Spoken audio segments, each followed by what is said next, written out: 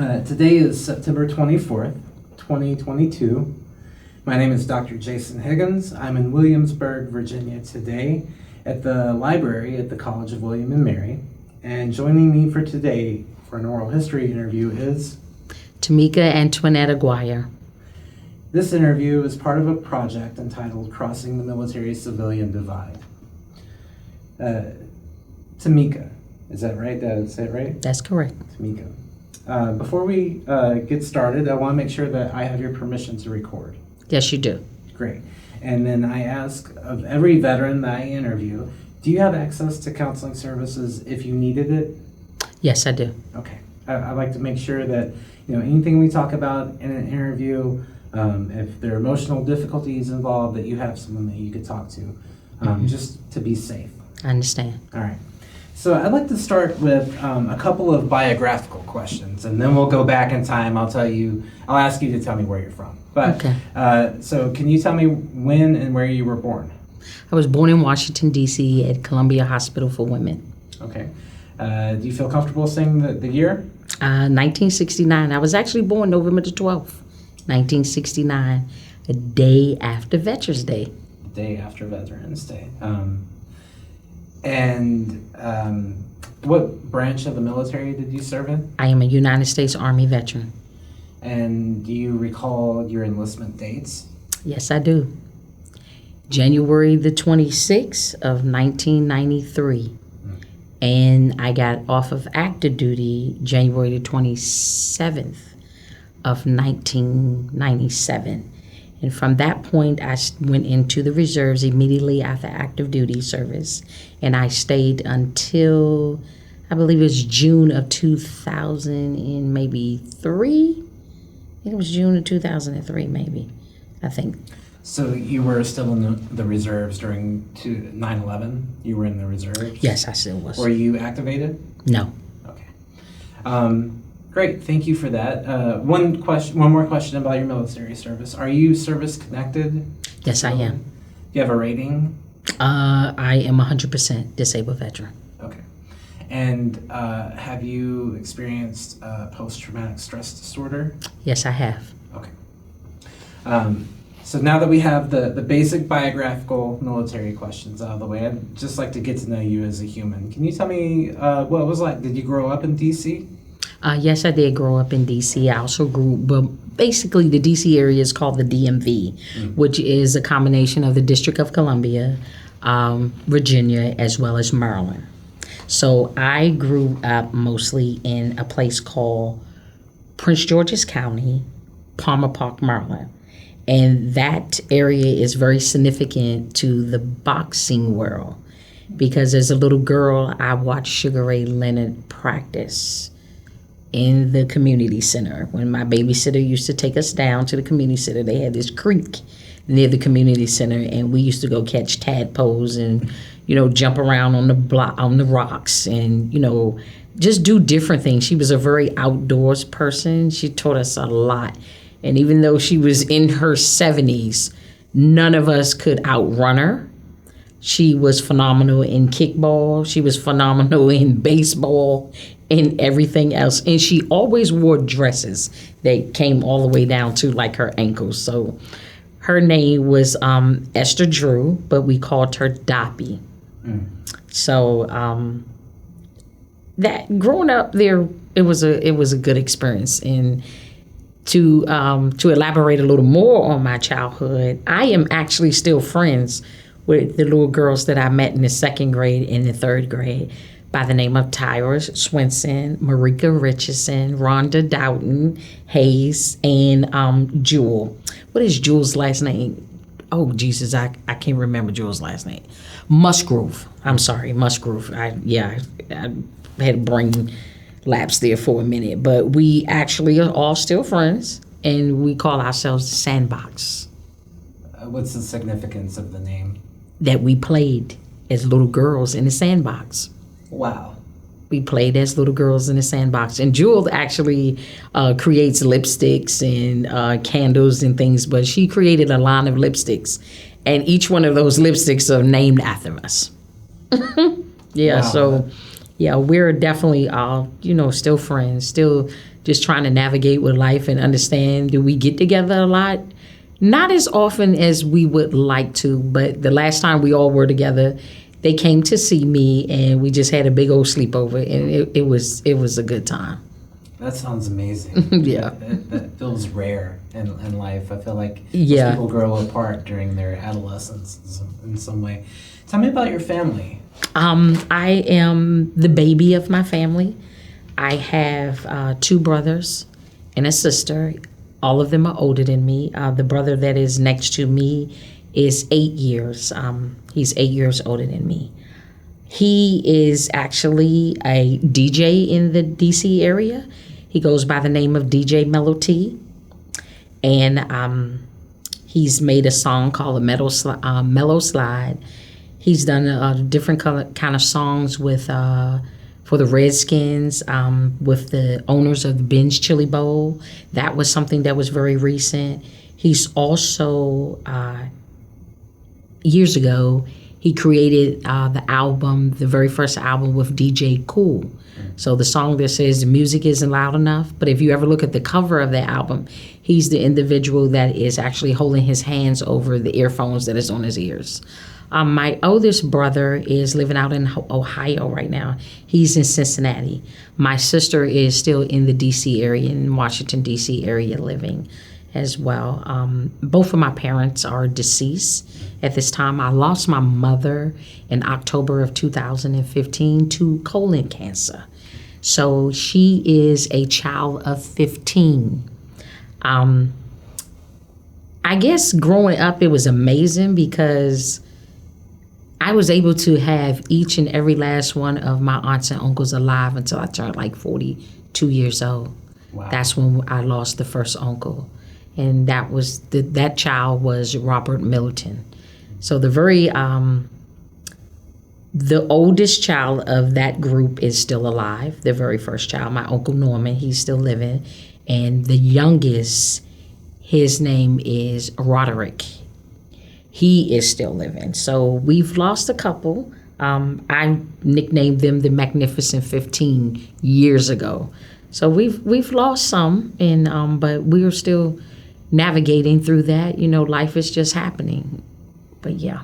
You have my condolences for Thank your you. losses. Thank you. It sounds like a really large but tight-knit family. Real big. We did a celebration for my grandmother on her 100th birthday, and it was really phenomenal. And what we did was we only did the family reunion for her, her children on that side of the family, not including any cousins from, my grandmother's sisters and brothers. And if you could have seen the number of people that was in that backyard. So we are very large. What we do at family reunions, we wear a color to identify that generation of the family. So my grandmother's color is orange. I was not fortunate enough to meet my grandmother. There was only it was only 2 grandchildren alive at the time of her death. There are at least about 5 or 6 of my uncles and aunts that do not even know their mother. They can't even recall what her voice sounds like. But she left a true legacy, and we all feel that void of not having her here. And, just, I guess sometimes it's sad because we've never had that opportunity to really know who she was or what she was like. But one of my aunts looked just like her, my Aunt Jackie. She looks just like my grandmother. And then I have a cousin by the name of Washane who looks like my grandmother. So it's like sometimes it's like looking at them two, it's like you get a little bit of her. But I guess, one day when we all, I guess get to the big gate and upstairs in the big room, and if everything goes according to how they say it's supposed to be, we'll have the opportunity to meet her and see her again. So, yeah. I'm curious, there's just so much there about family and legacy and memory and trying to connect to the past in some way. I guess I'm curious what kind of family traditions that you have. Like, what were your favorite celebrations with family growing up that you recall? Christmas. Definitely Christmas. So I love to decorate now. I decorate for every holiday. But Christmas was definitely the favorite, and it still is to this day. I've kind of passed that tradition over to my daughters, where we get together, we play music, we eat, we're opening gifts. Christmas is very big. It's just a lot of fun. Sometimes we're not opening gifts until late in the afternoon, and my daughters are so upset, like, why is this taking so long? So we have this tradition where we prep the tree. So all the gifts have to go around the tree, and we're taking pictures. And it's a weird little tradition, but we're taking pictures. And then once we open all the gifts, we have to put everything back up under the tree to take even more pictures. But that is my favorite holiday. It's kind of the tradition has just like been passed down, like from my mom to my sister and then to me. My brothers could care less, about what's going on at Christmas. They just want to eat and watch a football game. But we definitely are doing the decorating thing, and I love to decorate the tree. I'm always buying a new ornament of some type to represent each year, or if something significant has happened within that year from one Christmas to the next. So it's a lot there. It's a lot of history. I actually have things on my tree that are over 25 years old. Wow. And I was buying ornaments and things for my daughter in the Christmas tree when I was still pregnant with my first child. So there's a lot of things there. And I do know that maybe the oldest daughter may not keep everything, but the youngest one asked me one day, she said, Mom, what's going to happen to all of this stuff, when you transition? And I said, I don't know, but I would hope one of you would keep it. And she said, I will. And she will continue that tradition. So I hope she keeps her word about it, because it's a lot of fun. So you have two daughters? Yes, I do. What I are have their two names? daughters, Tamia and Tanaya. Tamia is a student currently at ODU University, working on a degree in clinical psychology. She wants to be a forensic psychologist working in the criminal justice field, but advocating for the mentally ill. She's 24, and Tanaya is 20 years old. She would actually be turning 21 on the 26th of this month. That's who I call my 9/11 baby. I call her my 9/11 baby because I was pregnant, and when that incident happened, I did go into labor because of the type of stress that was just, I guess, just placed on the country. It's like every citizen in the United States, definitely who was a mom or a parent, was dealing with emotions that none of us was prepared for.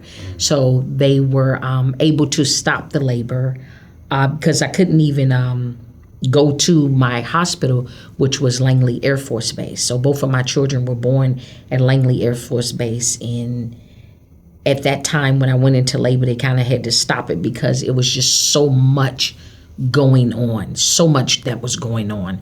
And to this day, I'm a little upset because I don't have a firstborn picture, a birth picture of my second child, because due to the circumstances of 9/11, no one was allowed into the hospital. They weren't allowed in the hospital, people that we usually consider like contractors that were brought in to do certain type of things. It just changed the dynamics of everything that we were used to. And when I say we, I'm talking about a military spouse. What we were used to as far as births and things that we usually were able to do with our children, things just changed. Yeah. It sounds like a traumatic time as a mother. It was a traumatic time as a mother as well as a wife, because my husband at that time, my ex-husband, he was active duty. And I remember the phone call. He was like, I don't know when, exactly I'm going to see you guys, but I just wanted to call and let you know I'm safe right now. And he was like, you know the drill. You know the drill because you have definitely, you've worn this uniform. You're in the uniform. So he's like, you know the drill. You know how this goes. So just, just take care of the girls and do whatever it is that you need to do. So in the Army, we have this saying called stay alert, stay alive. So, when somebody say that to you, it's like put your head in the game, stay focused, and make sure that you can, kind of make it back home. My ex-husband, I swear, he definitely has traveled with the United States military. He has definitely traveled. He's in a job now. He's out now. But his civilian job, he's still traveling. So he's did a lot of traveling, a lot of wars. So there, as a military spouse, I'm grateful for the fact that I also wore the uniform at that time to understand the dynamics of what he needed. A lot of people think that the spouse or whoever's wearing a uniform is in the military. No, that's not how it works. The entire family is in the military. Everyone is in the military. So the wife is in the military. The children are in the military. Everybody is experiencing everything that happens and the dynamics of, having a soldier or a sailor or airman, or a Marine in your life, and it's not easy. It's not an easy process. It's not easy to navigate that, but you find a way to make it work. And I think for me, I had an upper hand because I actually wore the uniform and I was a soldier. And so during those times that he was in some rough places and vice versa, we never actually just exposed anything that was negative. So my whole life could have been falling apart, back here at home. And he's over in Iraq. And I wouldn't have dared told him that my life was falling apart simply because I needed him to stay focused, to get back to his family, to get back to his children.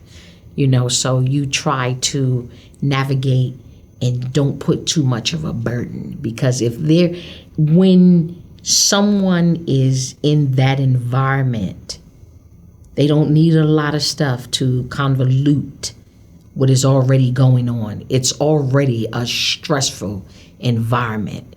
It's already a lot going on. So to add something else, that's not good.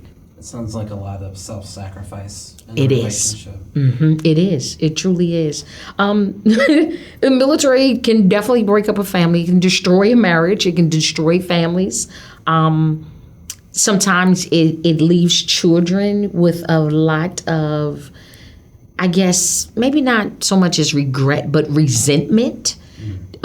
As far as being picked up and moved, and they make friends and then they have to go somewhere else, and being a military brat is not easy, and they it's just like traveling and your life is just uprooted. Things are changed and you have to make new friends and start all over. And that's the same kind of for the spouses, as well as the military member itself as well. So it's like, oh well, I have all these friends, now I got to go to a new place and make new friends and learn new families, and it's just a lot. It's a lot of sacrifice.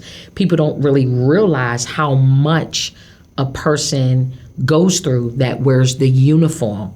I mean, even down to, I remember when I was on active duty, my fingernail polish, it irritated my first sergeant. It's just, I don't know what it was about the fingernail polish or the length of my nails, but you sacrifice so much of that. You can't wear the color, like the color I have on my hand right now today. This could not be allowed. There's a lot there that have too many follow-up questions. So I'll just ask this. Are you a military brat yourself? Did your parents serve in the military? My father served in the Marines. Okay. So not so much as a brat, but my father stayed in the Washington, D.C. area. So he was stationed right there at the Marine Barracks there in Washington, D.C. What is that street? The Washington Navy Yard. Okay. So, Did he serve in the Vietnam era? yes, he did. Do you know anything about his career? His No. service? Okay. You didn't have any conversations with him about your... Not, well, the reason that I went into the military was because it was kind of like a bet. Okay. Tell was me a more bet. about that. So they thought I couldn't do it, my brothers and them, and my dad, because I was a girl. I was too girly. I was too prissy.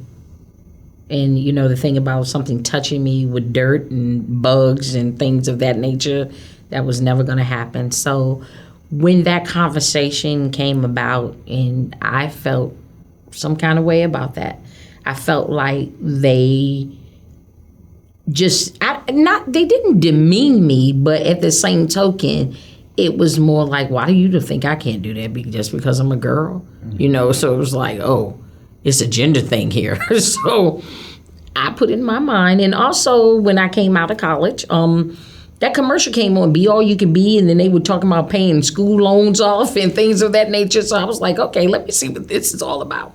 This is the So 90s. exactly. Yep. So I am looking at this commercial, and I was like, okay, I'm going to go talk to this recruiter. And there was a recruiter that kept harassing me to go into the military too. Oh, Jesus, what is his name? Jesus. Oh, I can't even remember his name. It's going to come back to me, though. It's definitely going to come. Sergeant Grant. Sergeant Grant, yes. I can just see his face right now. What do you mean? How did recruiters actively recruit people? Basically, I had an uncle that lived in the Delta Towers in Washington, D.C. He was an elderly uncle, sick. He had a stroke, and he used to love Popeye's chicken. Don't we all? And yes, and that uncle was actually on my godmother's side. So he was my godmother's brother. His name was William McCain. But, you know, when you're kind of growing up and you have like, you know, extended family, but my godmother those were my godparents. I was baptized and everything with them as my godparents. And they also played a very major role in my life. But William McCain was her brother, and he lived in the Delta Towers, and he loved Popeye's chicken. And so every Friday I would always go and take Popeye's chicken to him and sit and listen to him, whatever he wanted to talk about, or watch a TV show with him or anything. But he was elderly, so I guess maybe I was just paying forward what I didn't know at that time as a child, because I was like in high school. You know, I didn't understand the dynamics of an elderly person needing someone to constantly just be around, to just listen, to talk, to do the little things. And that chicken, believe it or not, just kind of made his day, and he was in heaven. But at the bottom of his building, there was a recruiting station, and that's where Sergeant Grant came in. That's where he came in, so he's constantly seeing me go like back and forth, you know, out in and out of this building. And that's where he was like, hey, you know, one day just striking up a conversation. I was like, and when he first started talking to me about the military, I'm like, I'm not doing that. What? Who's doing that? I'm not doing that. So I would be coming home, you know, like on breaks and things this summer from college. And that's kind of where the kind of conversations would start. But then after, you know, finishing and coming home for good, and I'm like, oh, I need a job. Where am I going to get a job at? So I just went in one day and just listened to him. And the incentives from the military, they were a little good. They were better than, you know, someone standing over here with no job. So that's how that kind of worked. That's how I got in. So. Oh, one more thing I want to mention. Ahead. I graduated a distinguished graduate of my advanced training class. Wow. Not only did I go in the military, I did that. So I really had, you know, I had bragging rights at that point with my brothers and them. Right on. So we're kind of going in an order that is fine. We're not really going chronological, but I did want to ask a couple of questions. So one is, did you grow up with your father? Yes, and kind of no. Okay. So yeah and no, but I guess the no part was like more of the marriage, the issues kind of with the marriage, which I never got involved in. So I've never got involved in any of that. But yes, yes, I did. With him being the basic, the foundation of everything that I needed. Yes, I did. Was it a difficult childhood? No. Did your family struggle? No. Mm-mm. And so his job provided security for your family, you would say? Yes. Mm-hmm. Okay. And my mother always been someone that worked. Okay. My mother was always a person that worked. So. What did your mom do? My mother actually worked for D.C. Government. She worked in social services. That's a noble. And she also, in the later years of her life, worked for the Department of Veterans Affairs as well. My mother was very intelligent, a very intelligent woman, very intelligent. So I think me and my oldest brother, we did get some of her intelligence. The two in the middle, I don't know. Well, what about your high school years? What was high school like? High school was interesting. It was very interesting. So I did, I joined the band. I played the clarinet. Okay. So that was a lot of fun. I did get to go to school with some of my cousins. And high school was it was different. I came up in that era. Definitely the crack era. And so that was interesting just as a whole, because I guess the dynamics of everything that was just going on in the world, well, it was definitely in the United States with that era from every city, every major city. It was like an epidemic there. So I'm just grateful. Not that ever directly affected me, but it was happening around me, and I'm just grateful to not have been shot or killed from any type of, just like, what you call it, what is the word that I'm looking for? Like a random bullet or anything, because, it was a lot going on, in the D.C. area. There was a lot going on in the D.C. area at that time. Definitely was. So did playing in the band and school help you stay away from some of the problems in your neighborhood? Well, not so much as in my neighborhood. I never had that problem. Never had that problem. I didn't have a mother that was going to play those kind of games. So I never had that. So my head has always been focused in my books. Never getting involved in a bunch of, I guess you would call it drama or adolescent stuff. I never really got involved in any of that. So I wasn't one of those kids that when 9 or 10 o'clock came at night, you was screaming and searching and looking for me. I was in the house. I wasn't one of those children that you had to stay on my back and be like, you need to do your homework. You need to do this. You need to do that. I wasn't one of those. I was very disciplined as a kid. Very disciplined as a kid, in which I am still very disciplined as an adult. Sounds like your mother's a strong woman. Yeah. With a mean look. With a mean look, and probably, my brothers, they got knocked upside the head a little bit, but not too much with me. And definitely not my sister. My sister was the snitch.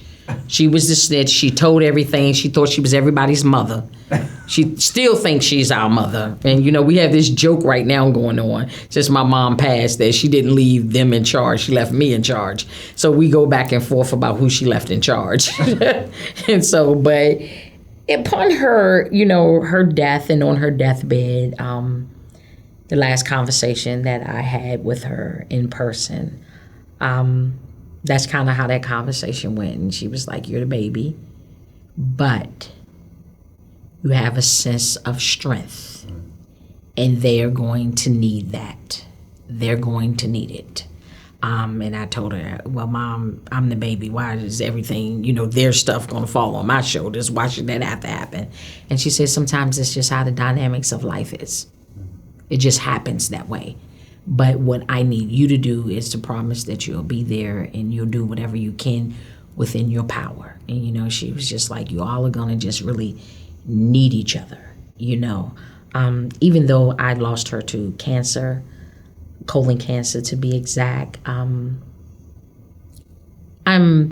proud of who she was in that journey, because she never let it take her.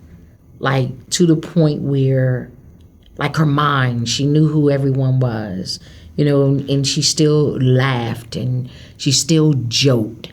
And even in the midst of all of that, I never saw her down. I never saw her cry or showed me a fear. And I'm sure that it was there. And my mother hid her cancer. She hid her cancer from us. And that was hard for us to, like, once we really found out what was really going on, it was like, wow. You know, it was where we just got hit with a ton of bricks. And it was at that point, it was far gone. She was so far gone to where they couldn't even resuscitate. They would have broken the bones in her chest if they had tried to resuscitate her. So that's how far her cancer had advanced and everything. But I used to tell her all the time, you got to fight this thing, Mom, like it's a woman in the street trying to take your man or your boyfriend. She used to tell me, girl, you are crazy. But did that influence how you responded to your own diagnosis? With me, I think I was more of a little, not a crybaby, not a coward, but I think that for me, I have learned how to embrace the vulnerable side of me. And see, and I never experienced that with her. I never saw that because she was just still this strong person, even though she was so fragile. You know, she was of a small stature anyway, but she was definitely more smaller because of what the cancer had did to her body. But I never saw a vulnerable side of her, you know, and I think all the time about it. I'm like, my God, how did she go through the beginning and the middle of all of this and not tell a soul but her best friend? You know, how did she endure that? Because it's a lot. It is a lot to digest. It's a lot to work around. It's a lot to just maneuver through. You know, some days I am just existing. I'm not even living. But I never saw that with her. You know, and if I can elaborate a little more on that conversation, and I hold this dear to my heart. And she told me, she said, you know I wasn't a perfect mother. And none of us are perfect. But I know I wasn't a perfect mom. But I did the best that I could as a mother.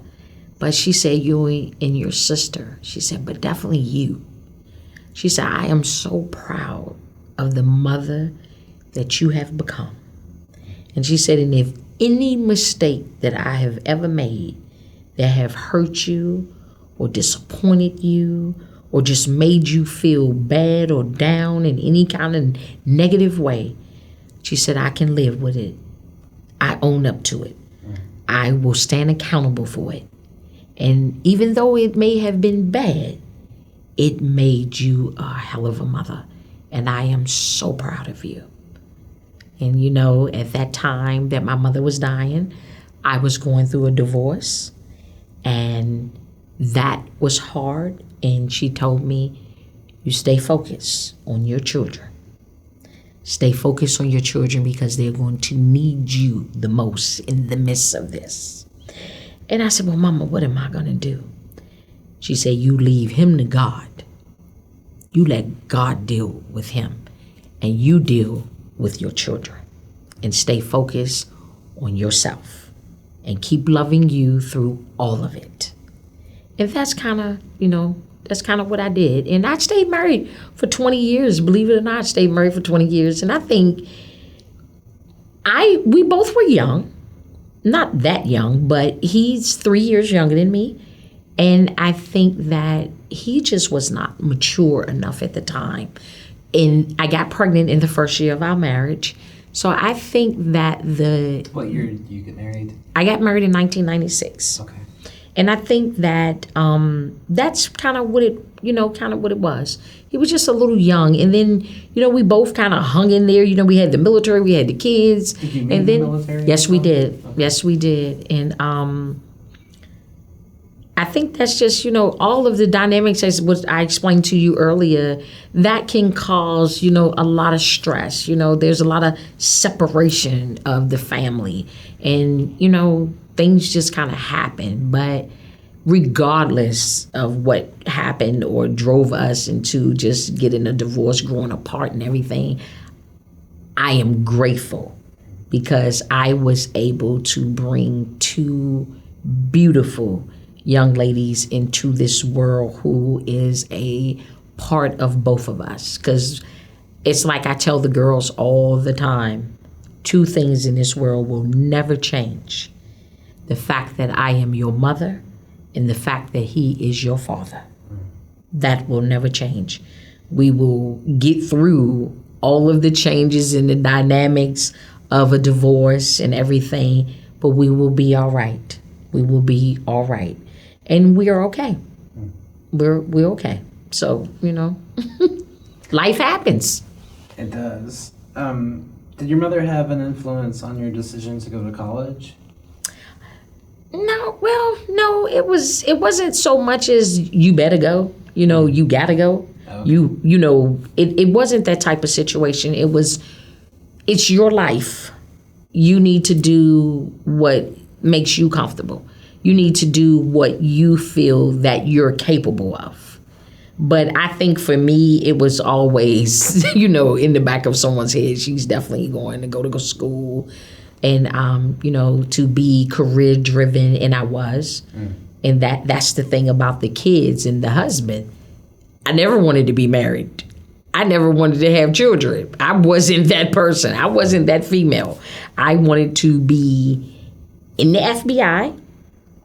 And I wanted to just be career, just really be deep into my career. So, but again, we got the man upstairs with a whole different plan, and that happened. So, there's no regrets with it at all. So I guess it was meant for me to be a mother, and it was meant for me to nurture not just the children, but the husband as well, the ex-husband at the time.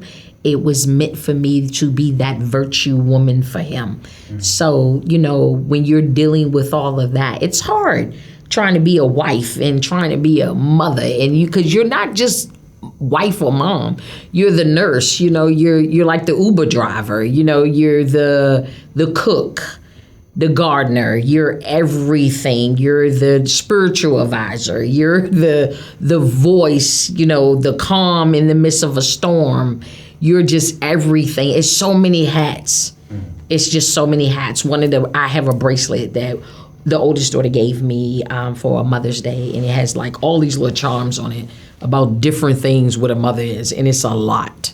It is definitely a lot. So it's but it's rewarding when you sit back and you look at it. Like even my ex-husband, he's went on to college and, things. And at first when we were in the beginning, he wasn't a college graduate. And, I kept constantly telling him, you can do this. You just got to put your mind to it. And that's what my mother used to always say to me. She'd say, you can do anything that you put your mind to. You just have to stay focused and apply yourself. Are you first generation college student? No. Oh, so your parents had gone as well? Yes. Family members?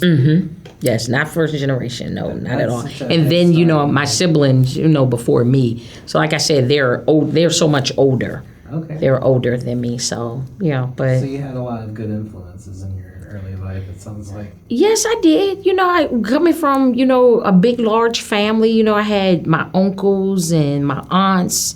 Like one of my uncles, the uncle that just recently passed, his name was Roderick Bolding. He's actually the godfather to my oldest daughter, and he had a very strong influence in her life and mine. Deeply about family, deeply about taking care of children. He was actually one of the charter members at Bowie State College for Kappa Alpha Psi Fraternity and Fraternity Incorporated. So he pledged back in May of 1969, and I came into the world in November of 1969. So he definitely influenced my, my interest into the Greek life of college as well. So, but he's done a lot for a lot of children, the boys and girls, the boxing world, and things of that nature. He's left a phenomenal legacy back here. So you were in a sorority. Yes, I am. Which one, and where did you go to college? Okay, I am a member of Zeta Phi Beta Sorority Incorporated, and I am, I am a member, I pledged at Eta Theta chapter at VCU, Virginia Commonwealth University. I am Fall 91, number 1, and my line name is called the Lone Ranger, but the line is called Mission Impossible. There's a lot of dynamics with that. It's a lot of dynamics with that. But you're a professor up there at, Virginia Tech, so you kind of know how how the sorority stuff goes. Unfortunately, I didn't have that opportunity to be in any kind of organization like that. I wasn't part of like honors organizations or whatever. I was kind of a nerd. But no, it sounds like a really great experience for young people to be involved in that and to have that kind of the sisterhood and that brotherhood. Yeah, but don't think you couldn't have been in that because you said you were kind of a nerd. There's a nerdy side to me too. Oh, okay. It is. There's a very serious nerdy side to me as well. But I think the reason that I joined was because of one of my big sisters by the name of Talia Glenn, and my brother Terry Fitzgerald. He is deceased, but I've watched this organization, and so the Zetas are the sisters to the brothers of Phi Beta Fraternity Incorporated. And Phi Beta Sigma Fraternity Incorporated. And I was able to watch the dynamics of them as brothers and sisters on the yard and the way that they show the genuine love, a genuine respect for each other, and the fun that they just had. It was phenomenal to sit there and just like watch them, and it just I don't know, I gravitated towards it. I really gravitated towards it, and I remember letting Talia know that I was interested in a sorority, and Talia was known as a very, very, very strict individual. Okay, I'm not going to use the word mean, but then mean may better describe her. So she had, her name was her big sister name. So you had big sister's name, and back at that time, her big sister name was Big Sister Headhunter.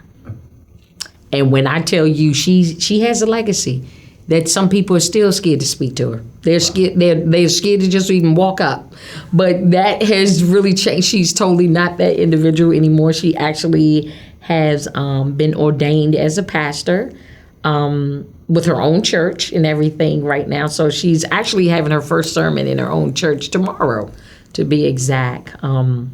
So yeah, that was a process, and believe it or not, there's something else more significant with that. So my breast cancer journey, one of my big sisters went through that journey with me by the name of Norma Adamson. She's been right there from the very beginning. She is an 18-year survivor herself. But if I had not had Norma, I think I would have completely just lost my mind. But she kept me grounded. She kept me focused. I've made her angry. I've made her mad to the point that she just wanted to choke the life out of me. But she understood what I was going through, and she knew what I really needed to get through this. And Norma is probably one of the reasons why I am so transparent about my journey, because she told me there's a reason you're here. I keep coming back to this idea in your interview of community. It seems like community is a very important aspect of your life, and having this structure of support for you. I'm curious, did being part of these organizations in college and the discipline that you learned from your mother, did that prepare you for life in the military in any way? Yes, it did. Can you talk about your path toward the military, where you did your training and what that was like adjusting? So I went to basic training at Fort Jackson, South Carolina, and that was kind of maybe an easy experience for me because I had pledged that sorority before I went there. So kind of during the time like you're pledging a sorority, the sorority, when you're going through that process, a lot of people, they see the crazy sides of sororities, where they doing the games and drinking and all that. We didn't do that. We didn't do that at all. But you see some of that with the guys. For me, it had prepared me because what I learned while I was going through my process was to be able to break myself completely down to a point where I learned how to be humble, about every aspect of life. The sorority also deals with a lot of community service. There was a lot of community service there. So that has definitely played a part. It has a foundation on the work that I'm doing now in my life. Just being, I guess, like disciplined from my mom and the household, that made the military, kind of easy. So the sorority, as well as that discipline, it kind of made it easy for me going into the military because I wasn't a person that couldn't take orders. I wasn't a person that had a problem with authority. So I didn't have those type of issues, things of that nature. But, I think it all was just kind of all woven in there together. Were there any challenges for you personally as being a Black woman in the military? I would have to say yes.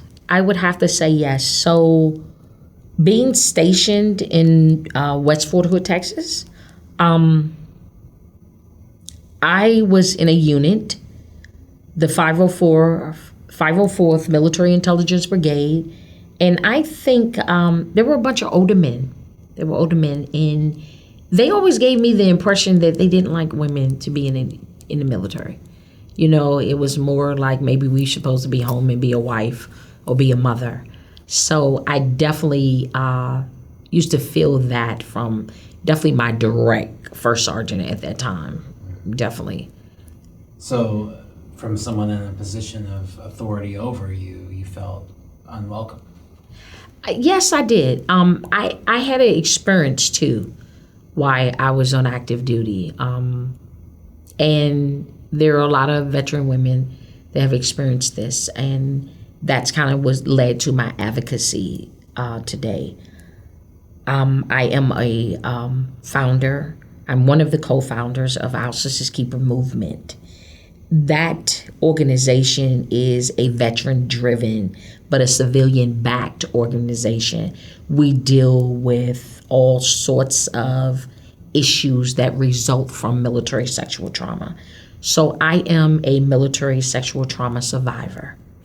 I experienced a very traumatic situation while I was on active duty that was the result of my immediate supervisor. The whole situation resulted in a court-martial. He ended up being discharged on a bad conduct. He ended up being arrested where he had to go to jail.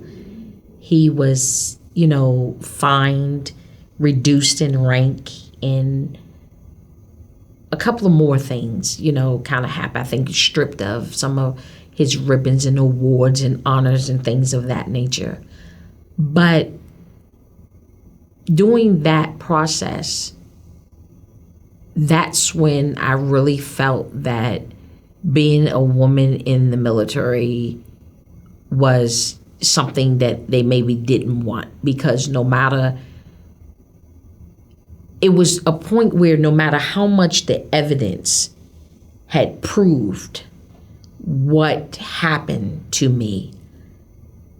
I believe, if I'm recalling correctly, there was 14 counts.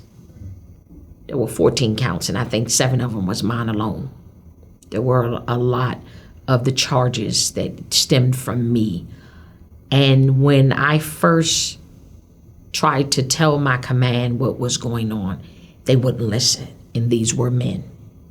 They wouldn't listen until it got to a point where I couldn't take it anymore.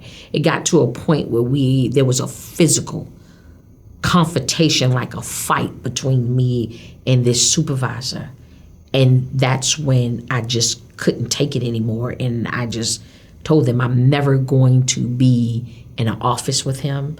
I'm never going to work for him again. And at that time, I was very cautious about admitting what was going on, because, as you said earlier, when you asked me about being a woman and then being a Black woman, did that have any, bearing? To me, I think it did. And that's why I was very cautious when I did reveal what happened. And it was ironic because they kept just bringing the EEO rep from the brigade, the EEO rep from this company, that company, which was still all part of the brigade and the unit and everything. And I wouldn't talk to any of them. I wouldn't talk to any of them. I wouldn't. I just went like in silence, like just dead tone. And I kept telling them, I will reveal what is going on when you bring me a representative from 3 Corps. So 3 Corps was the headquarters of Fort Hood, Texas. And I remember just, waiting. And sometimes I think, I can't remember how long I sat in this room, but I'm just there like hours. It seemed like hours and hours and hours. And everybody's just trying to come in, and they're trying to get in my head and asking me different type of questions and demanding things. And that's where the sorority part comes in. Because when I was going through the process of sorority, we had this thing, like if things getting like a little much for you, or you need to just kind of lose yourself in your own headspace, find somewhere on the wall, stare at an area on the wall and drill a hole through that wall and lose yourself there and block out everything around you. So that's kind of what I had to do to keep my sanity when everything was being just thrown, the questions and, the accusations, because so they're not making accusations on top of what is going on. Everybody's trying to figure it out. And then when I did speak to 3 Corps, in the military, you have this little green little books in different, branches. They have little colored books, like a little memory like book, little notebook thing. And I pulled that thing out of my pocket, and my notes were so detailed. They were so detailed to the dates, the time, what the weather was, who was around, actually what he did. And I guess that made me kind of proficient in what I do today for a living in my career. But So you had written out these notes after each incident? Each incident. But the thing is, that happened back in 1995, during that time frame of 95, 96. And I can still recall everything in my mind. I still have nightmares about this man, the things that he did, the things that he said, the disrespect that he displayed, the verbal abuse, the emotional abuse that came with all of it, because it was abuse. Abuse in a way that I didn't understand at that time. But since I've aged and been able to go through life and now talk to like other victims of military sexual trauma, you can connect some things together. But there was a lot. And then the worst thing that I did was I tried to deal with all of this on my own by being silent. So I suppressed all of that trauma in a way that was definitely negative. It was not good for me, but I didn't know that. There were family members that still didn't even know what happened. People didn't know what was happening until August the 1st of 2020, when I did a protest and I stood in a park and I revealed my trauma to a whole bunch of people that I had never met in my life. And it was a lot. So I used to think, sometimes I think that what I went through with that ordeal kind of played maybe some parts in my marriage. But, you know, it's something that I know today that it will always be a part of me. It's embedded. It's etched into my total existence. But it's not something that I can wipe away. There are times that it all come up and I have to deal with it. That's the post-traumatic stress syndrome that people call PTSD, and it's real. It is really, really real. It can bring about anxiety, depression, low self-esteem, even to a point where you just can't even work with someone who reminds you of your predator, you know, and it has played its course in my life. You know, it's definitely played its course in my life. But like I said, it ended in a court martial. That was traumatizing for me. Very traumatizing to be in, you know, a court setting and being badgered, you know, with questions and things that wasn't the truth and things that were kind of really, you know, demeaning in so many ways. Just demeaning as a woman, demeaning as a woman in a uniform. You know, like I always used to try to figure out what right did he have to do that, you know, to me. And it took me years. It took some counseling, a lot of counseling, just for me to get past the point of knowing that it wasn't my fault. You know, I am just getting past, it wasn't your fault that this happened, but it did happen. And like I said, when I suppressed it and it surfaced with a vengeance. It surfaced with a vengeance to a point where I was not able to contain it anymore. And I didn't know what was happening to me. I remember going to the doctor. I'm like, I feel like I'm losing my mind, you know. And at that time when I came out of the military, the Department of Veteran Affairs did not have any type of, you know, protocols set up for women like myself that was a victim of military sexual trauma. There was no counseling in place. There was nothing in place for us. So I get out and I'm trying to deal with all of this on my own. So that's where. Whenever it surfaced for you was whenever you got out of the military? Yeah, I mean, it didn't, I was going through it while I was still in. It still bothered me. You know what I'm saying? It still bothered me to the point where, you know, I was like, when I came off of active duty, I was like, oh, I never want anything to do with this uniform again. Oh my God, this is a disgrace. I don't want no parts of this and this and that and the other. And then, you know, like the reserve recruiter comes in and he's talking to me and he's just painting a whole different picture. And sometimes I wonder, did he know my history of what, you know, what had happened to me? But I'm not sure if he did or not. But I was able to kind of see what he was saying because I'm over here now suppressing everything. So I'm running around like, oh, this never happened to me. That's how I was dealing with the PTSD. Like it never happened. That's what I was doing. Like out of sight, out of mind. And that is the worst thing that you could do to yourself if you have trauma. You have to face trauma. You have to face it head on. Whether it's good trauma, bad trauma, you have to face it. And you got to find some kind of way to navigate it within yourself. And it's never going to go away. But when it does surface, when it's demanding that attention from you, you have to be able to find a way to give it some sort of attention, but in a way where it's conducive for you to keep being, a person that is trying to live through it, if that makes any sense to you. It makes perfect sense. Okay. It sounds like even though the attacker was court-martialed, that you felt betrayed by the military. And did you feel retaliated against by the military as well? Or can you talk about that?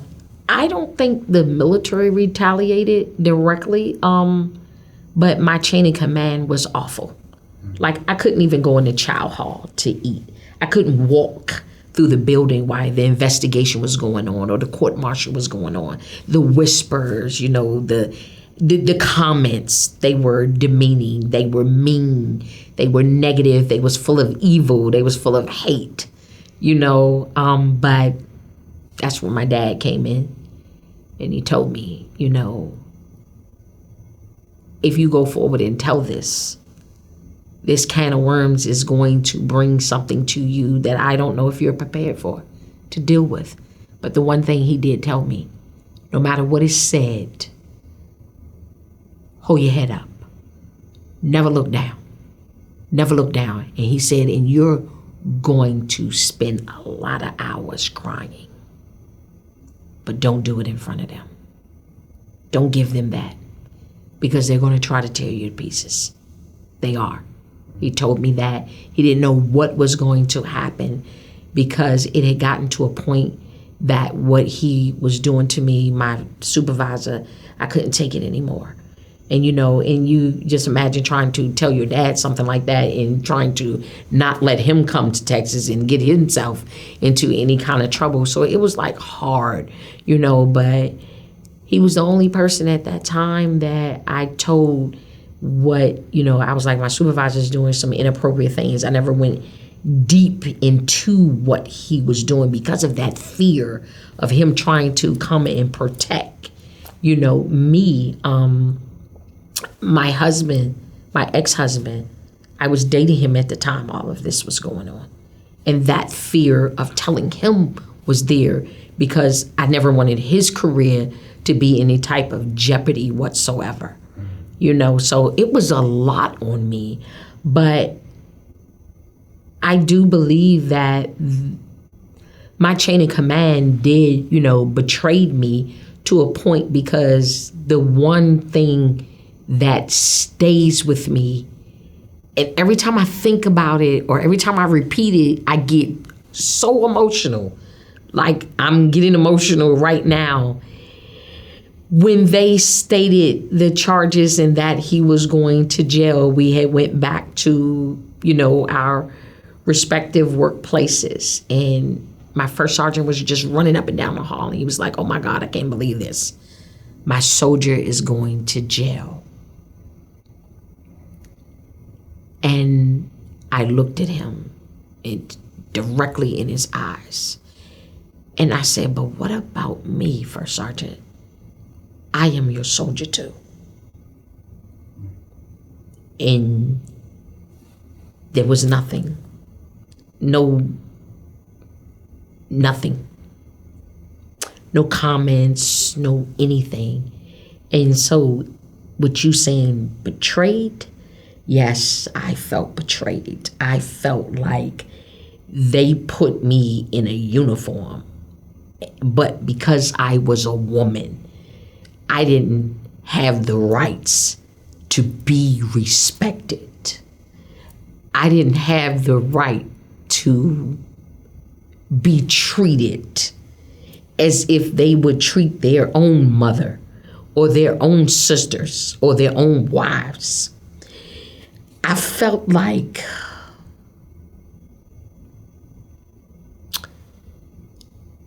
just ripped, just ripped to pieces because I was this, soldier that always, kept herself neat and, in a presentable manner in my uniform. And I couldn't help or explain or try to take away the genes in my DNA, of whether or not if I was an attractive woman. That shouldn't have never mattered. This man was put there to guide me, to lead me, to teach me. And all he did every day was disrespect me to a point where I am now 52 years old, and I am still dealing with the things that he did to me. And that's hard. That's betrayal. That truly is betrayal. It is. Do you want to take a break? Okay. I'm okay. It's okay. My tears are not anything that I am ashamed of. My tears is me dealing with my PTSD. My tears is dealing with my trauma, because I am a military sexual trauma survivor. So if I have to shed some tears every now and then to be able to deal with this, all that, then I'm going to cry. And I'm not going to be apologetic for it. I'm going to let those tears flow because I survived something. You know, all the time that I didn't know what was going on with me mentally, with those feelings being suppressed.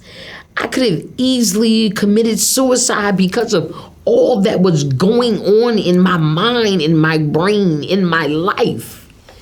And I'm just grateful that grace and mercy was placed upon me, you know, to not navigate that way. There are so many women that have went that route, you know, that we are still fighting for in my organization, Our Sister's Keeper. We're still fighting for legislation. You know, I think about Lavina Johnson all the time, who was killed in Iraq, and her family gets her body, and her body is mutilated to a point that they said she did that to herself.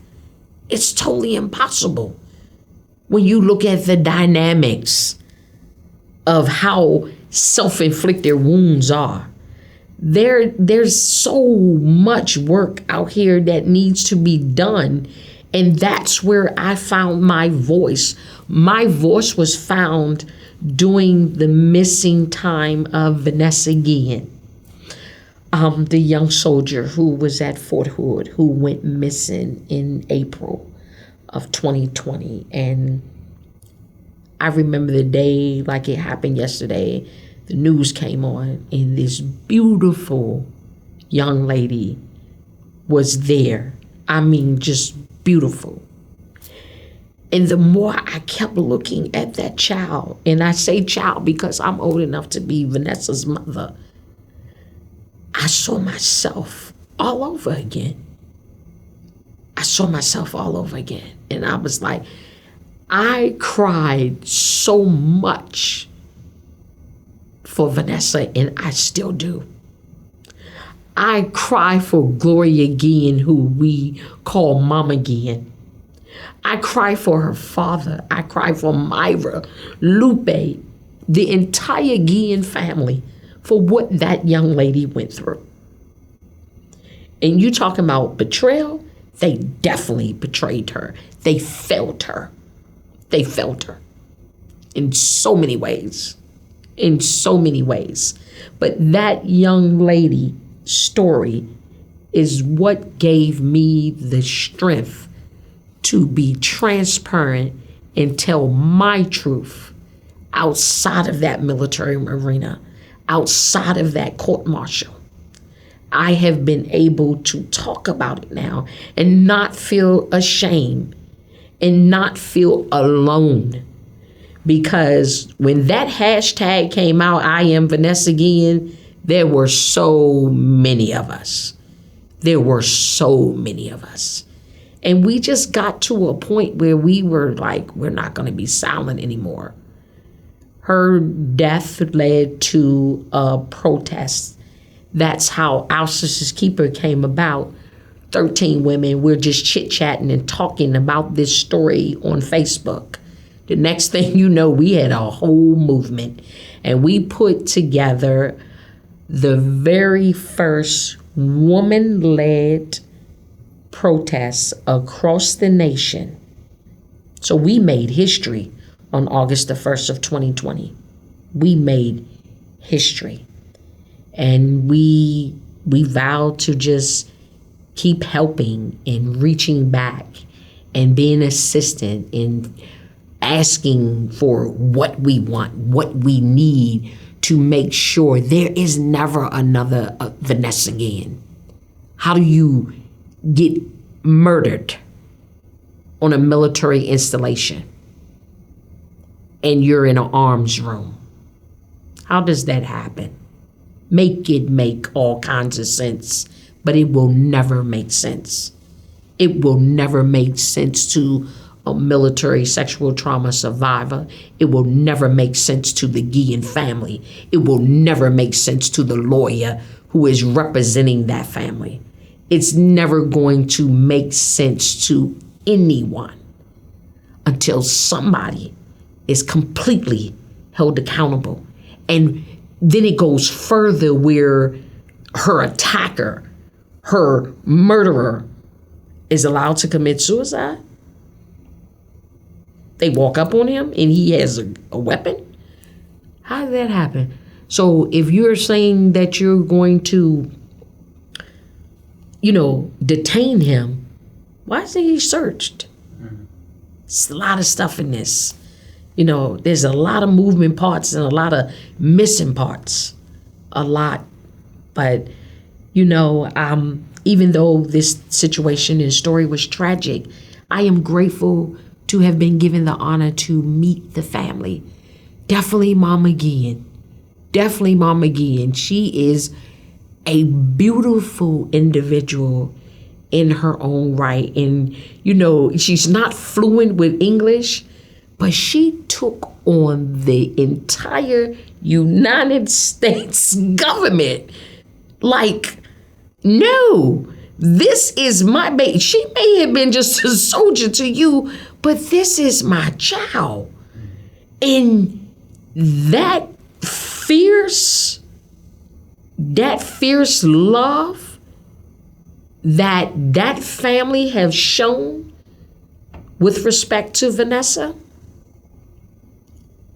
it's just, it speaks volumes because they were determined. They are still determined to get justice. I see Myra. I talk to Myra on Facebook. We communicate a lot on Facebook. And that's the one thing she's always posting. Van, I hope that you are proud of me. I hope that I am doing what you would want me to do. And can you imagine being 20-something years old and immediately you're put into the public's eye because of the result of your sister's death in a uniform? And she's in a uniform. Can you imagine that? So now everything that you're supposed to be doing as a normal 22, 23-year-old, you're now having all kinds of meetings in Congress. You're meeting all kinds of men and senators and representatives from here and there, and you're traveling like back and forth all over the place, and you never imagined your life being this. And when all of this happened, the younger sister, who was 16 years old, was Lupe. Lupe is the spokesperson for the family. And I nicknamed her Miss Firecracker. I did. I nicknamed her. But I truly can see both of them kind of being in public office. I really can.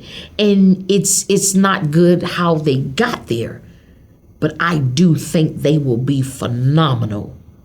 I think they will be phenomenal women, carrying that torch and still fighting for others.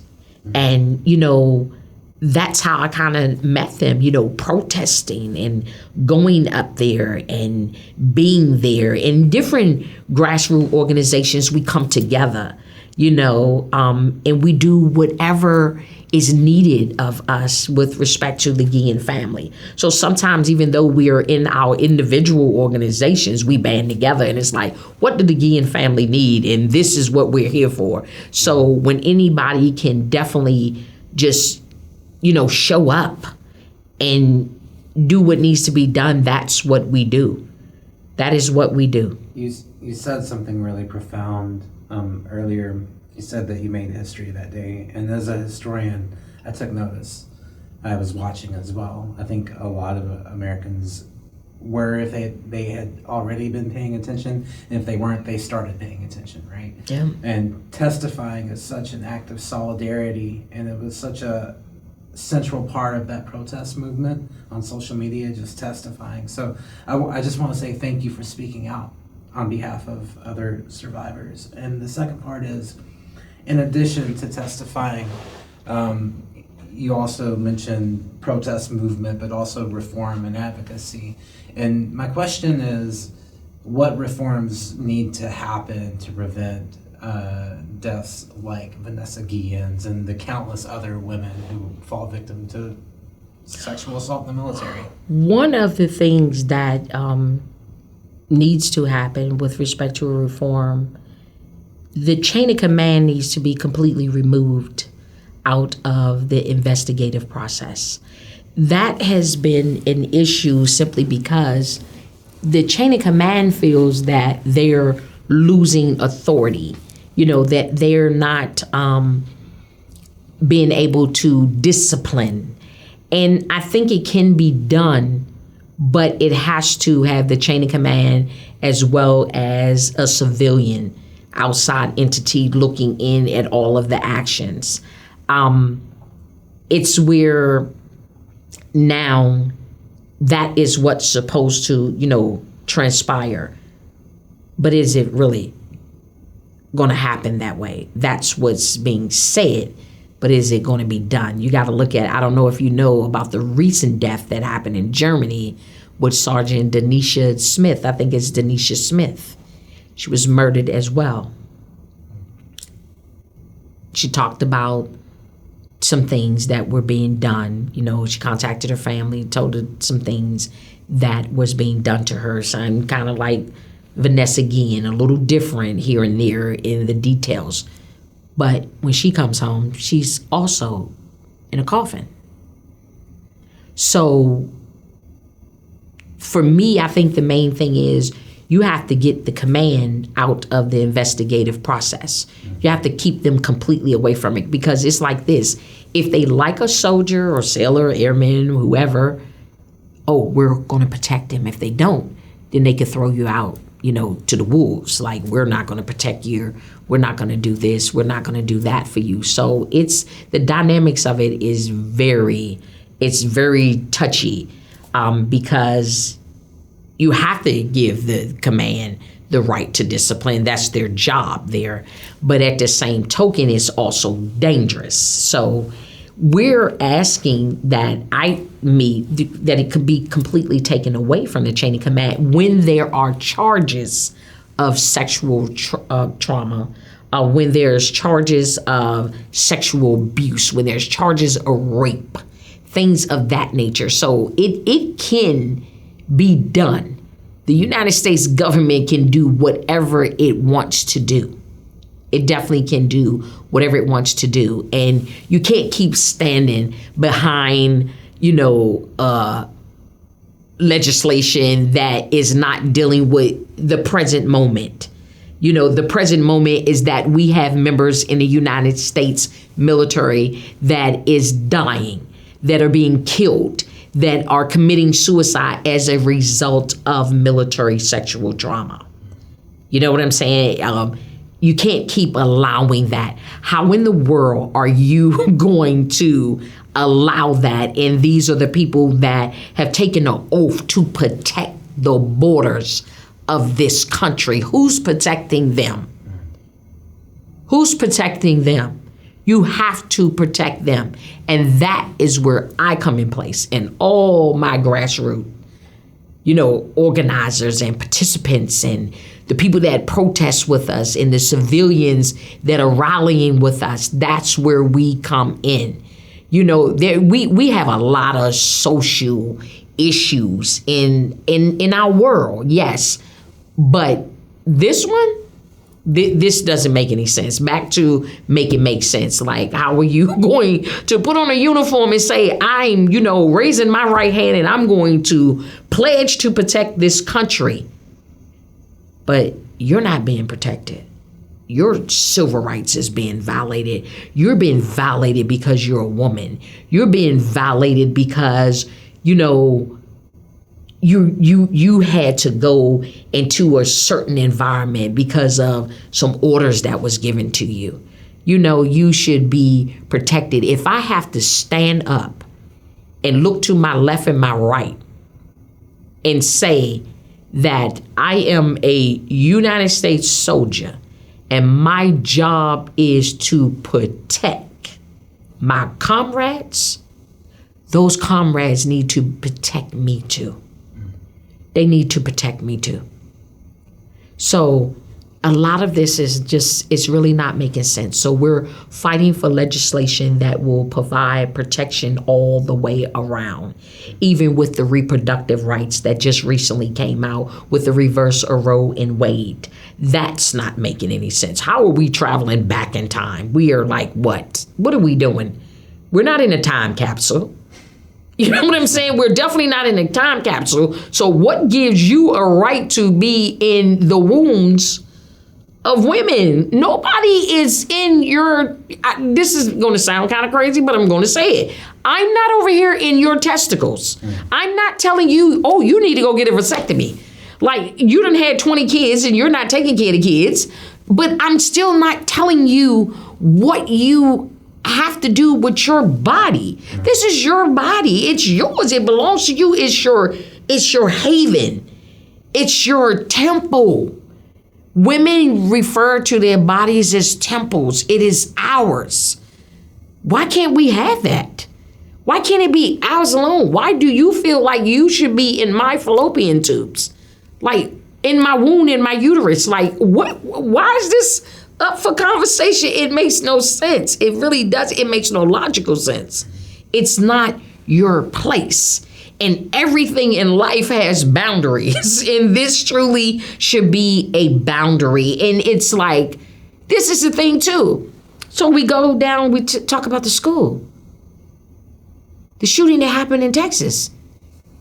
You want to tell a woman she can't have a child, but you're not protecting the kid to make it to recess.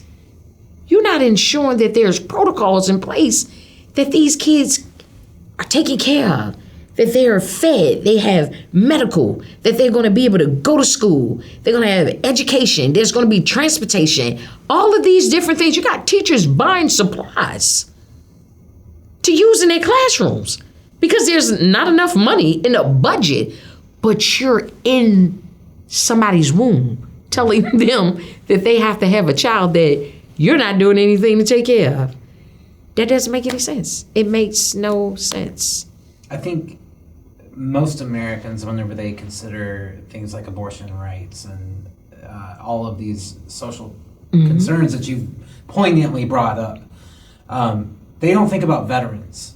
Whenever they're thinking about these conversations, it's like they separate veteran from society. And a central part of my project is about helping civilians understand the military and veteran experiences. Do you think that there's maybe a cultural deference to the military that enables these types of violations to continue against people who are women or African Americans or Hispanic? Do you think that civilians have a role to play in trying to enforce social change, even within and beyond the military? I think they do. I think they do. And the reason is something I used to always say when I was in the military. I used to tell people all the time, I'd be like, this rank on my collar, you gave me. But Aguirre, that's who I am. But the thing that you have to understand, and that's like when dealing with soldiers that, I outranked and things, I used to always tell them, be truthful with me, be forthcoming with me. I can't protect you if I don't know what's going on with you. But the thing that you have to understand about me, I know that you are a person beneath that uniform. When you take that uniform off, you are a human being. You are an individual. You are someone's brother, someone's sister, someone's child, and I think what society do, the citizens, they forget that. It's a disconnect, just like you made in your statement. There is a disconnect somewhere because there's like, oh, they're the military. Yeah, we wear a uniform, but that's about it. We still, we get sick. We have to go to the doctor. We need surgeries. You know what I'm saying? We cry. We're emotional. You know what I'm saying? We hurt. We have pain, but we're just doing something in a different way because we chose to sacrifice on a volunteer. We voluntarily sacrifice our lives to protect yours. So if we're protecting you, we need you to protect us, because guess what? In the rim of all of this, we all are still United States citizens. We're all still United States citizens, and we're all people of these different cultures and of this society. But we have to work together. When we were doing the protests that, I just talked to you about, that was one of the most important things to us. My co-founders, that's what was important, that we knew just as veterans, oh yeah, we could rally together, all these veterans, we could. But we realized in all our brainstorming that we needed to be backed by civilians, that we couldn't be that force without them. And that's the same thing right now. It's the same thing right now. And that's what's very important, that a lot of the organizations out here are trying to make people understand that we need you. We need you. We do. We need civilians to back us. Don't forget why we're in that uniform. The main reason we're in that uniform is to protect these borders so that you can continue to be who you want to be every day. That you're not waking up in bondage or locked up in some type of servitude of being slaves, to any type of organization, whether it's criminal or, just being productive. We don't have a society like China, where somebody's telling us, oh, you can have only two babies. You can't do this. You can't do that. That's what veterans fight for. We fight for your rights. No one else is coming in to take over to give you those liberties. But we also deserve to have those liberties too. Just because we're a veteran. Just the thing that I think people don't understand, veterans actually work for the citizens of the United States. That's how I kind of look at it. We kind of work for you. It's the government, but we're definitely working for you. We're protecting you.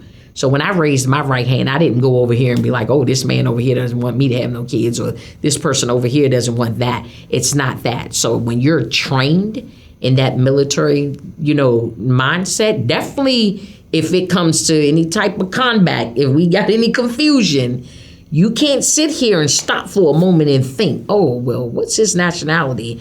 What's his gender? What is his color? And do he believe in abortion rights, or do he not believe in abortion rights? All that's out the window. It's like, protect my people, protect my country. And that's it, and that's all. That's it.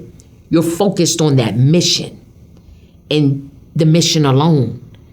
But when we're living day to day, we still have all our social things to deal with. We have that stuff to deal with. So I think there is a culture out there. It is. I really do believe that. And you probably could blame, not really blame, but I think the way the government set up, because when you think about it, you think about the military. The military has its own little rules over here, and it seems like the military has a set of rules, and then you have the rules for the rest of the citizens. So I can understand how people think that way, but you have to just really be open-minded about the whole thing. You really do. You have to be open-minded, and that may take an individual to think in that light, to just say, hey, yeah, that's a military person, but still they're a human being. You know, you have to think about the dynamics of all of that because we still human. You know, like I just sat here on camera and I cried, but I'm a veteran. I've worn a uniform. I've worn boots. I've toted an M16 like I was in love with it. You know what I'm saying? And I've done so much that I've never thought that I would do in my life until I did put on the uniform. And there's a sense of pride too. There's a sense of pride in that as well. Even though what I've went through, I still have a sense of pride of what I did because I got through it. You know, these brothers over here talking, you don't ever do this. They didn't believe it until the day I actually had to ship out. Like, she's just talking, you know? So there's a sense of pride, but we have to have a pride, a collective pride to protect. And we have to stop all of this abuse against women. And it's just not so much as women that, you know, become victims of military sexual trauma. There are men that become that. Those are our brothers too. You know, we're not turning away anyone, but it's a lot more with women, and it's just sad. And you would think that when we're kind of in a combat situation, you're keeping the women kind of to the rear so none of this rape and this abuse and stuff could happen to them. But yet you're doing it and allowing it among your ranks. Oh, that's not making no sense. So we have to address this problem. And I remember meeting Mom again, and I told her, you know, Myra translated, and I told her, I am in this fight with you as long as I have breath in my body, because your baby has became the nation's baby. Vanessa became so many people's daughter, so many people's friend, so many people's sister. She became a part of people's lives, the conversation in their households on a daily basis. And her death, it will never be in vain. Not for me. It will never be in vain. And we're going to continue to fight for justice. There's that, yes, we did get the Vanessa Guillen Act passed. We did that. But there's so much work. There's so much tweaking and so many other things that need to be put in place. And we have to hold those that met us, you know, at the table saying this, we're going to do this and we're going to do that. And we have to hold them accountable. We have to hit the pressure with our foot on the gas and not let up. And we have to drive this thing all the way home, because we don't need this again on our watch. We don't need people to say, oh my God, I can't join the military because I'm afraid that I may get raped. I may get killed. I may be turned into another Lavina Johnson. I may be another Vanessa Guillen. I may be another Denisha Smith. You understand? I may be another Tamekiah Aguirre.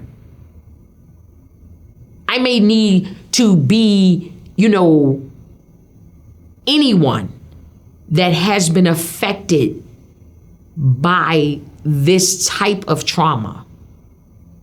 We can't have them being afraid to join because we need people. We need to always protect our borders. You know what I'm saying? We need to be able to protect our lives, our livelihoods, our rights, our everything. So we have to collectively work. We have to remove the culture thought and all of that. We have to just disseminate that and say, these are human beings and they're all United States, you know, citizens. We're all citizens. Because when you peel back the color, you know, you look at me, a lot of people look at me, oh, that's a black woman. I truly am. I identify. But I am triracial. I am black, white, and Spanish, with Mexican there too as well. So, you know, when you talk about the mixture of cultures, I can give you different cultures, you know, 4 different ways. But the point is, I identify with I am a human being. My children to this day, their father has a little Indian in them. I remember enrolling one in school, and I answered the question, and I checked other, and I wrote in the word human being. That's what I do on those questions. You know what I'm saying? And when I did that, the principal was upset. No, you're going to answer that. You're going to say what she is. I was like, no, I'm not. I'm going to say what I want. I'm her mother. You don't have a right to tell me what she is. I said, you don't even have anything on here to identify her. She's mixed with white, black, Spanish, and she got some Indian. Where's that at? I don't even see a category for that. So I'm checking other and putting the fact that she's a human being. And the children to this day still do that. But he argued me down, and I had to end up going to see the superintendent and then go back to the school. And he's like, and he had to deliver an apology. So you can't force people to identify with something. You can't keep boxing people. That's one of the problems that we have. We're so boxed in, oh, you're there, this. You do recognize all of it. But we have to recognize it with a respect, with a genuine respect for each other, to know that we're all different. But when you peel back all of this, we all gonna bleed. Everybody's blood is going to come out red. It's in there bluish green or from the until the oxygen hit it. But if you bleed, it's going to be the same color. If I catch the flu, it's going to be the flu. You're going to get the flu. We may get different variants of it, but it's still the flu. You know what I'm saying? It's going to affect us as a controlled illness, and it's just a lot, but some of it I think we bring on ourselves. So that culture thing, we got to get rid of that. We do. Ms. Aguirre, I'm just astounded by not only what you're saying, but how you're saying it. And it seems like you're a powerful voice of dissent and a powerful voice for advocacy for others. And I'm just curious, where does that come from? I really don't know. I really don't know. I think maybe it's coming from my own trauma. I think that I suppressed so many things. I suppressed all of that when it came forward, it just came forward. It came forward like, okay, here we are. We have arrived. We're here. We are here, and we're going to deal with all of your mess. This is all of your mess here, but we're going to deal with it, because I just think about how I felt, all that hurt that I had, all that pain that I have, and the pain that I still do have. You know what I'm saying? I think about all of that just kind of deep down inside, and I just keep telling myself that I'm going to reach back. I just want to reach back and pull somebody, to let them know you're not losing your mind, and it's okay what you're going through, and it's okay not to be okay. I have my days. Believe me, I have my days. I'm sitting over here with military sexual trauma. I had breast cancer. I came out of breast cancer and caught COVID, and that almost killed me. The COVID was worse than the cancer. I'm off work like a whole year. I'm dealing with complications of COVID to this day. But it's like, I'm not going to sit there and dwell in the negativity of that. I'm going to find all the positive and pull it out. The fact I'm alive. The fact that I don't have that oxygen thing on my face anymore. I hated that little thing. I swear I hated that little thing. Definitely a little wheelbarrow, and you had to pull a little tank behind you. Oh, if I could have just threw that thing. If I had a truck like a tanker, I would. If I was at Fort Hood at the time I had COVID, I swear I probably would have went over and been like, can you run over this thing? So, but I think that's what it is. I'm just looking at all of the negative and not trying to let it just hold me. That breast cancer definitely held me hostage. I got diagnosed on September the 17th of 2020 at 3:30 p.m. My life was taken in a hostage state. It really was. And it still is to a point, but at the same token, I am alive.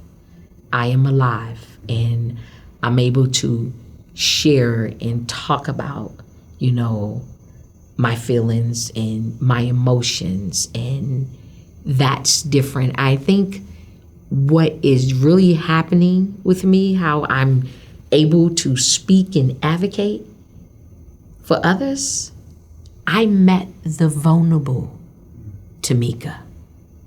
That was a person I never knew. I never knew who she was.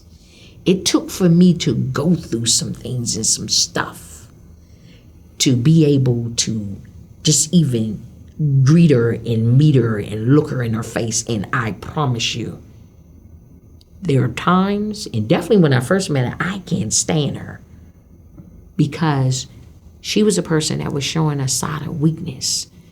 I felt like maybe, I shouldn't do that. Like I'm one of those people where I'm gonna find a solution to a problem. It's like I'm gonna find a way to work this situation out, and my hands is on the situation, and I'm navigating to a solution.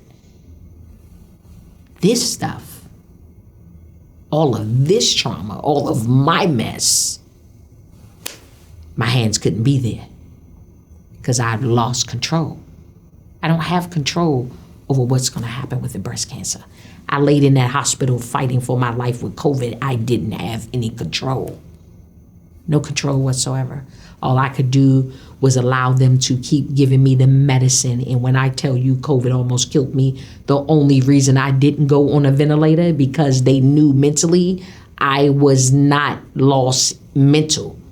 So they knew, the psychiatrist like, oh, she's in her right state of mind. If she keeps saying no ventilator, you know what I'm saying? So they had to kind of respect that. But I am in this hospital. When I went to the emergency room that night with COVID, my white blood count was 2.3. The ER doctor's looking at me like, I'm trying to figure out how you still walking around. Like, how are you still like comprehending anything going on with you? So it's I think that God has put me in a place, in a path.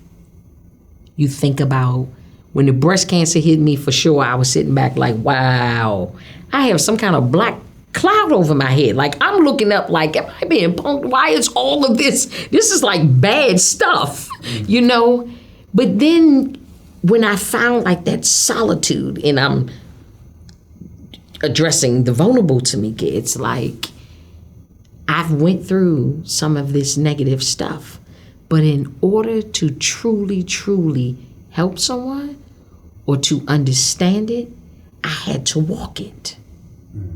So somewhere in this big old plan of the man upstairs in his little book, I was supposed to go through this military sexual trauma. I was supposed to go through breast cancer.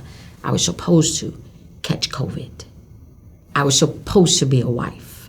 I was supposed to have these children that I, never wanted to talk about having kids and all that. That was like, what? I'm not doing that. You know what I'm saying? Like falling completely in love with someone like, oh, let's have a baby. I wasn't supposed to do any of that.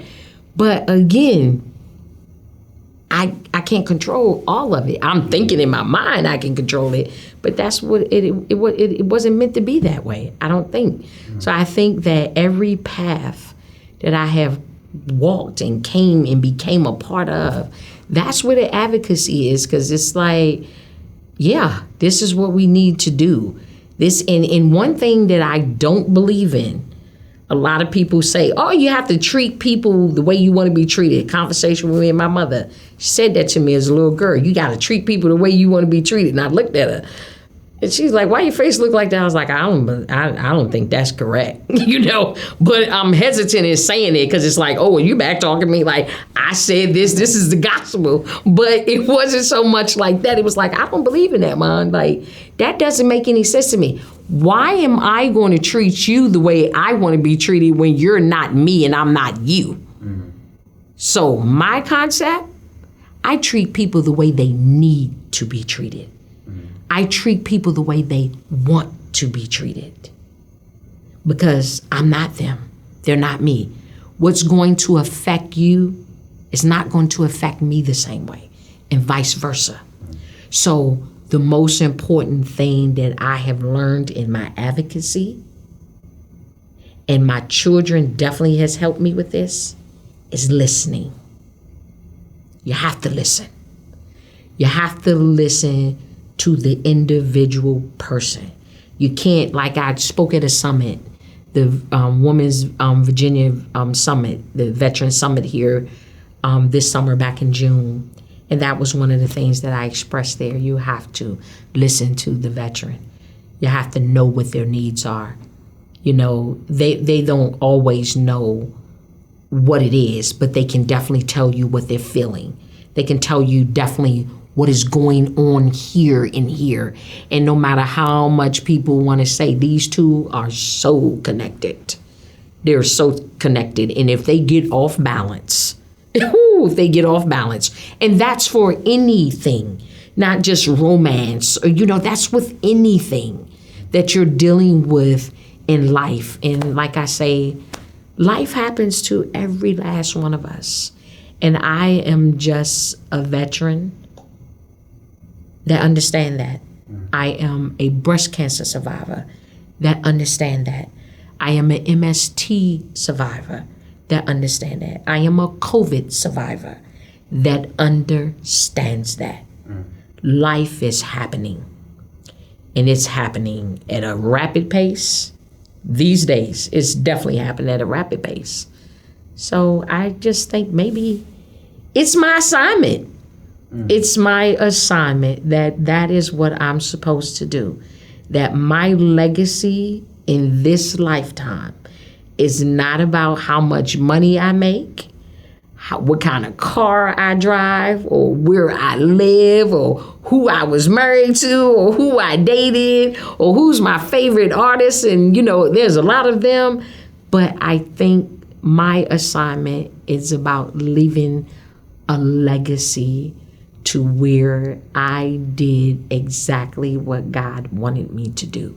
And that was to be able to embrace others, complete strangers, in my heart, in a motherly way, or with a conviction that I will stand and be their legs when they can't be.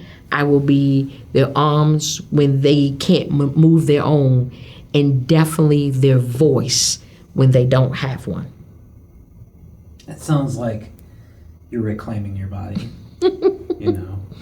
and while I think that having difficult conversations is necessary, you made this one a pleasure to be part of, and I want to thank you for that. Thank you for having me. I have 2 questions left. The first one is there anything throughout this interview that you wanted to talk about that I haven't thought to ask, or something that you wanted to go back to? No, I don't think so. I don't think so. I don't think so. I think I've expressed a lot. I hope I have definitely answered your questions correctly.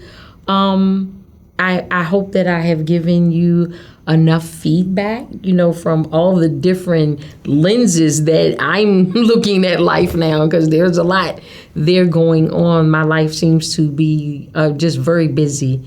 It's definitely busy. Like I said, I have my good days, and I have my bad days. So, on those bad days, I'm fighting. I'm fighting to just, keep living, to just stay alive, and to try to stay sane. And don't think that I don't have to go talk to counselors. I have my moments that I have to talk to them, and I have to navigate through what is going on with me that day. And you can't understand all of it. And that's the thing, I don't try to understand any of it anymore. And people need to understand that it's okay not to be okay, because life is happening to us. And it's just don't stay there. That's the thing. Just don't try to stay there, but keep just fighting, for yourself to be okay, to not be okay. And you're going to have your good days and your bad days. But I don't think there's anything else that I missed. But if I did, you let me know. I will. I'm sure I will think of so many questions I wish I had asked you, but I'll ask one final question for now. What's the takeaway? Like, what do you want people to learn based on your own life experiences for someone who might watch this? What do you think people should learn from your life? I think what people should learn is that you don't truly have control over your life. We all think we do. I did. I definitely did. When I turned 50 years old, all I wanted to do was plan this party. I was going to have this big old 50th party. I've bought all these balloons and all these decorations, and I was going to have this wonderful 50th party. But the entire world came under a pandemic that none of us saw coming. None of us knew how to react to. And not only did that happen, I got hit with breast cancer. I was diagnosed with breast cancer. And when you hear the word cancer, the first thing you think, oh my God, I'm getting ready to die. And you can imagine how that felt for me, losing my own mother. And I'm looking at my children. And that is my prayer all the time. God, have grace and mercy on me for my daughters. I think sometimes I pray more to stay alive for them than myself, because I know what that void feels like. But I do know that one day I am going to leave this great big blue marble. I am. We all are. We definitely all are. And I guess what I would leave as a takeaway is something that my daughter, who was 18 at the time that I got diagnosed, Tanaya, she came into my room, and I was in a bad state behind the diagnosis of the breast cancer. And she said to me, she said, Mom, I'm about to say something to you. And I don't want you to take it negative, because I don't mean it that way. I'm saying it because it is reality. It is the truth. The day you were born, you were given a day to die. One day that day is going to come. And you have to find a way to wrap your head around that fact. But in between now and that day, live your life. Just live it. Take the chances. Make the bucket list. Make decisions that are imperfect. Don't try to be perfect. Just wake up every day and be grateful and be faithful and find a way to have joy in your heart. So that would be my takeaway. That is what I would like to share to whomever may ever review this recording or listen to it. Take the advice that my 18-year-old shared with me back in 2020, the year of 2020. Just live. Just keep living. It sounds like your daughter is profoundly wise beyond her years. Yeah, I think so too. Miss Aguirre, thank you for this opportunity. Thank you. And thank you for sitting down and talking to me.